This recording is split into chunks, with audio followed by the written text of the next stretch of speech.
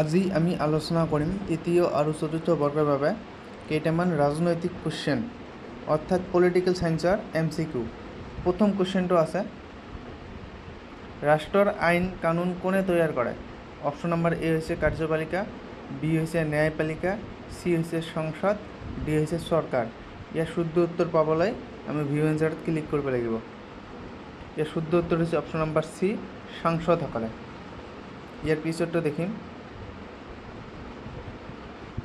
2 number question হৈছে, চৰকাৰ এখনৰ প্ৰধানকৈ কেইটা বিভাগ আছে? অপশ্যন নম্বৰ এ হৈছে 2টা, বি হৈছে 3টা, চি হৈছে 4টা, ডি হৈছে 5টা।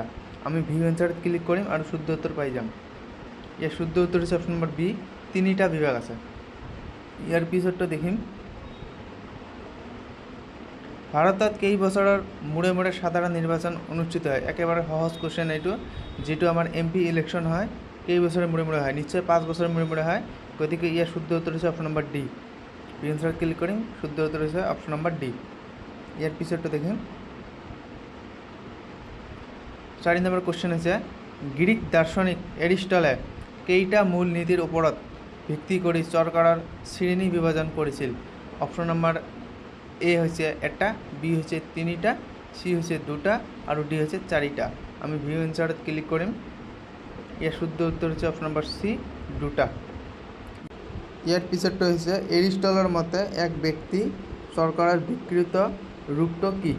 অপশ্যন নম্বৰ এ হৈছে স্বল্পতন্ত্ৰ, বি হৈছে ৰাজতন্ত্ৰ, চি হৈছে ৰাজ্য ব্যৱস্থা, ডি হৈছে স্বৈৰতন্ত্ৰ। আমি ভিউ এনচাৰত ক্লিক কৰিম আৰু শুদ্ধ উত্তৰ পাই যাম। ইয়াৰ শুদ্ধ উত্তৰ হৈছে অপশ্যন নম্বৰ ডি। ইয়াৰ পিছত কুৱেশ্যনটো হৈছে, কেইজন মানুহে শাসন কৰা চৰকাৰৰ স্বাভাৱিক ৰূপটো কি? অপশ্যন নম্বৰ এ হৈছে ৰাজতন্ত্ৰ, বি হৈছে ৰাজ্য ব্যৱস্থা, চি হৈছে গণতন্ত্ৰ, ডি হৈছে অভিজাততন্ত্ৰ। ভিউ এনচাৰত ক্লিক কৰিম শুদ্ধ উত্তৰ পাবলৈ। ইয়াৰ শুদ্ধ উত্তৰ হৈছে অপশ্যন নম্বৰ বি, ৰাজ্য ব্যৱস্থা। ইয়াৰ পিছৰটো দেখিম। বহুতৰ শাসনৰ বিকৃত ৰূপটো কি? অপশ্যন নম্বৰ এ হৈছে স্বল্পতন্ত্ৰ, বি হৈছে স্বৈৰতন্ত্ৰ, চি হৈছে গণতন্ত্ৰ, ডি হৈছে ধনতন্ত্ৰ। আমি শুদ্ধ উত্তৰ পাবলৈ ভিউ এনচাৰত ক্লিক কৰিব লাগিব। শুদ্ধ উত্তৰ হৈছে অপশ্যন নম্বৰ চি, গণতন্ত্ৰ, যিটো আমাৰ ভাৰতত চলি আছে। ইয়াৰ পিছৰটো দেখিম।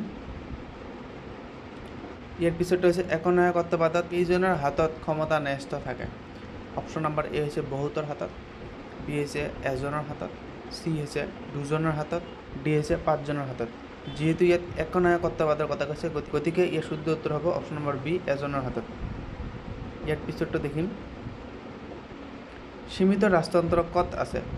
অপশ্যন নম্বৰ এ হৈছে ভাৰতবৰ্ষ, বি হৈছে আমেৰিকা যুক্তৰাষ্ট্ৰ, চি হৈছে ইংলেণ্ড, ডি হৈছে নেদাৰলেণ্ড। যদি ইয়াত ৰাজতন্ত্ৰ ক'লহেঁতেন তেতিয়া হ'লহেঁতেন ভূটান। যিহেতু ইয়াত কৈছে সীমিত, অসীম নহয়, সীমিত কৈছে, গতিকে এই শুদ্ধ উত্তৰ হ'ব অপশ্যন নম্বৰ চি, ইংলেণ্ড। আজিৰ শেষৰটো ভিডিঅ' দেখিম আমি। সংসদীয় চৰকাৰক অন্য কি নামেৰে জনা যায়? অপশ্যন নম্বৰ এ হৈছে মন্ত্ৰীসভা পৰিচালিত, বি হৈছে কেবিনেট পৰিচালিত, চি হৈছে প্ৰধানমন্ত্ৰী পৰিচালিত, ডি হৈছে সংসদীয় পৰিচালিত। আমি ভিউ এনচাৰত ক্লিক কৰিম আৰু শুদ্ধ উত্তৰ পাই যাম। ইয়াৰ শুদ্ধ উত্তৰ হৈছে মন্ত্ৰীসভা পৰিচালিত।